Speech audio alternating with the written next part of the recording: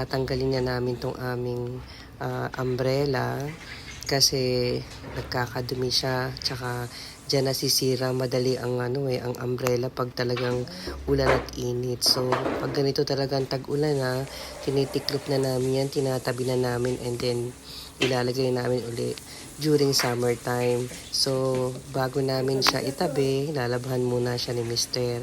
Pati itong aming garden set is actually dati may binili ako na diyan pantaklob diyan kaya lang nababasa din yung ilalim. So balak namin na ilagay na lang siya dito sa terrace para dalawa lang yung table doon, at saka para magamit din namin pag hindi naman siya umuulan, pwede kaming magmerienda doon or kumain, fine, fresco dining ba? Yan na si Mr. Ni-scrub niya na yung payong. So, ito na siya nung maayos namin.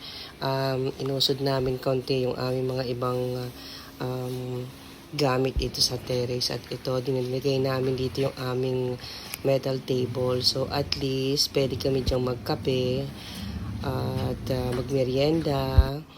Heto na, nalinis na ni Mister. Alam niyo naman tong Mister ko, nako, sobra talaga to, talagang love na love niya tong aming garden floor namin, kasi talagang kami ang nagpinta niyan. So ayan, okay na, nakaka-relax na talaga pag ganitong kaayos ang aming garden. Thank you for watching.